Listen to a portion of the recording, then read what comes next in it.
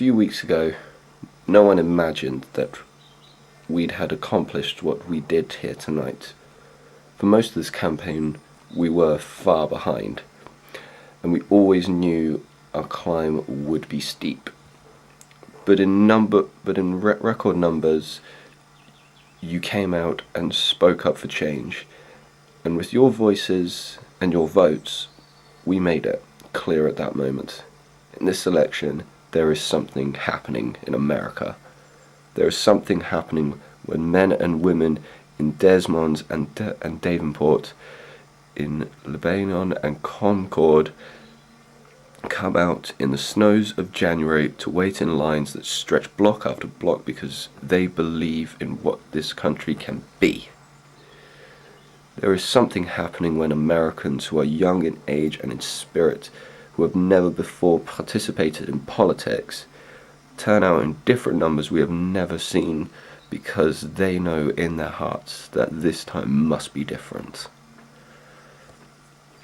There is something happening when people vote, not just for the parties they belong to, but for the hopes they hold in common, that whether we are rich or poor, black or white, Latino or Asian, whether we hail from Iowa or New Hampshire, Nevada or South Carolina, we are ready to take on this country in a fundamentally new direction. That is what's happening in America right now. Change is what's happening in America. You can be the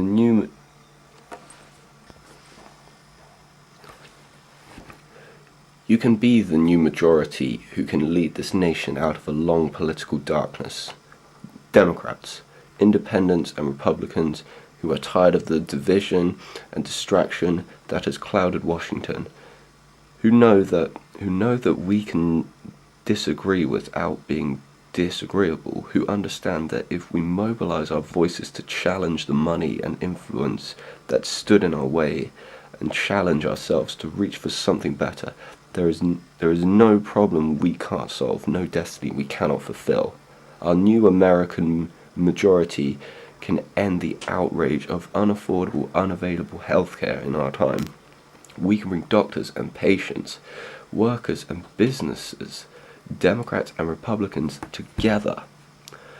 We can tell the drug and insurance industry that while they get a seat at the table, they don't get to buy every chair. Not this time. Not now.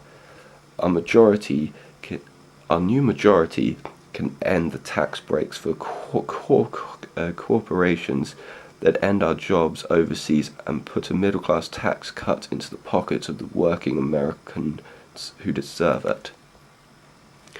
We can stop sending our children to schools with corridors of shame and start putting them on a pathway to success. We can stop talking about how great teachers are and start rewarding them for their greatness. We can do this with our new majority. We can harness the ingenuity of farmers and scientists, citizens and entrepreneurs to free this nation from the tyranny of oil and save our planet from a point of no return. When I am president, we will end the war in Iraq and bring our troops home. We will finish the job against Al-Qaeda in Afghanistan. We will care for our veterans. We will restore our moral standing in this world, and we will never use 9/11 as a way to scare up votes, because it is not a tactic to win an election. It is a challenge that should unite America in the world against the common threats of the 21st century: terrorism and nuclear weapons, climate change and poverty, genocide and disease. All of the candidates in this race share these goals, all have good ideas, and are all patriots to serve this country honorably. But the reason our campaign has always been different is because it's not just about what I do as president, it's about what you do. It's also about what you, the people who love this country, can do to change it. That is why tonight belongs to you. It belongs to the organizers and the volunteers and the staff who believe in our improbable journey and railed so many others to join. In this talk, I would like to speculate a little. on the development of life in the universe, and in particular the development of intelligent life. I shall take this to include the human race, even though much of its behaviour throughout history has been pretty stupid and not calculated to aid the survival of the species. Two questions I shall discuss are: what is the probability of life existing elsewhere in the universe? And how may life develop in the future? It is a matter of common experience that things get more disordered and chaotic with time. This observation can be elevated to the status of a law, the so-called second law of thermodynamics. This says that the total amount of disorder, or entropy, in the universe always increases with time. However, the law refers only to the total amount of disorder. The order in one's body can increase, provided that the amount of disorder in its surroundings increases by a greater amount. This is what happens in a living being. One can define life to be an ordered system that can sustain itself against the tendencies to disorder and can reproduce itself. That is, it can make similar but independent ordered systems.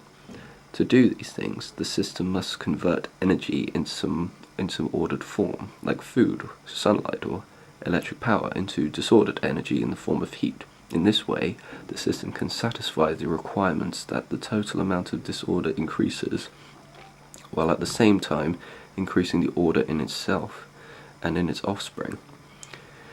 A living being usually has two elements: a set of instructions that tell the system how to sustain and reproduce itself, and a mechanism to carry out the instructions.